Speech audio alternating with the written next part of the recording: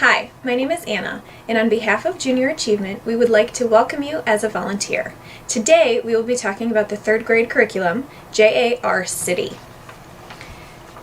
You will find some information in the volunteer guidebook about Junior Achievement. This is really just your go-to for all of the sessions that you will be completing throughout the third grade curriculum. In the first few pages, you'll find a master list of materials. This list is to ensure that you have all of the materials in your physical kit so you are able to teach all 5 lessons appropriately. We ask that you cross-reference the materials in your kit with this master list. And if you are missing any pieces, please contact the JA office. We do have additional materials to give you if needed. The materials you'll need today for session 1 are the following: table tents, the take-home magnets, the pop-up buildings, JA mini rulers, the JAR City Junior Journal, and all of the key term flashcards you'll need for each session. Given this is your first time in the classroom, make sure you spend a little extra time greeting the students and introducing yourself. Give them your name, talk about the organization that you work for, and why you're volunteering for Junior Achievement. Let them know that you'll be in the classroom 5 different times talking about the JAR City curriculum, which will teach them about cities and why people and businesses within the city manage money and how it all works together. The first thing you'll want to do with the students is distribute the table tents. Give them a couple minutes to fill out each side so you are able, with a marker preferably, so you're able to read it from far away. And they will more than likely keep their own table tents in their desks, so every time you come back for different sessions, they will be able to pull out their table tent and place it on their particular desk, versus you taking them back every time. To introduce session 1 to the class, you'll be using the key term cards to talk about the different terminology that's listed on the right-hand side of your guidebook. We will also be talking about zoning. Please use the acronym Mr. AB, which is the Multi-Purpose Residential, Agricultural, Business, and Industrial Zones.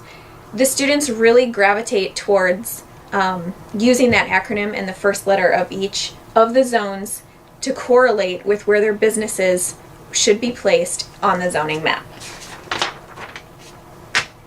The first thing you'll do as an activity is to distribute the junior journals to each student.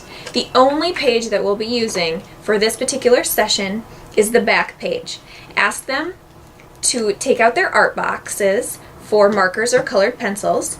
You will need to distribute the rulers at this point, and ask the students to be a city planner for the day. They will, with their rulers, color in the missing zone, which is inherently the multi-purpose, so that's going to be pink or purple, but we want them to figure that out on their own. So once they notice which zone is missing, they can take a good 5 minutes and fill in the zone. It can be large, small, however they want to plan their particular city.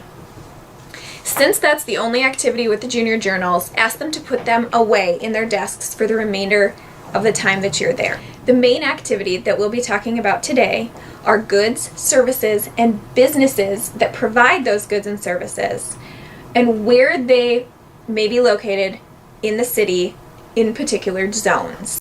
You will want to distribute the pop-up buildings to students.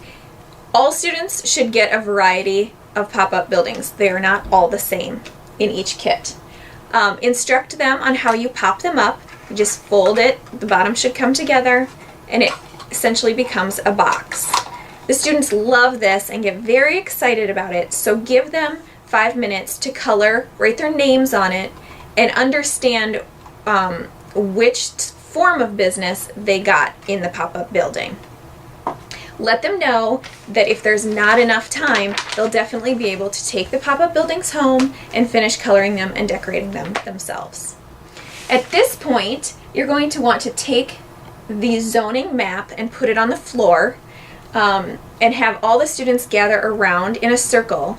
Point out the key, because this will help them sort of allocate the Mr. Abi acronym along with, all of the color schemes that go along with the map. One by one, the students will place their particular pop-up building and business in what they believe is the appropriate zone. Some of them, the multipurpose, will have multiple pieces, so just work with the students. There are prompting questions in the guidebook to help everyone understand why a particular business might go into a certain zone. Be sure to save a few minutes at the end of the activity and session for the day to go over a summary and review with the students. Suggest that as they go along in the car with their parents, look at buildings and businesses on their way home from school and running errands, and think about why those particular businesses were placed where they were in the city. Again, you can send the junior journals home. The students get the rulers, and at this time, you can also give the teacher the magnet to distribute at a later date for them to bring home as well. That's a recap of session 1. Have fun in the classroom.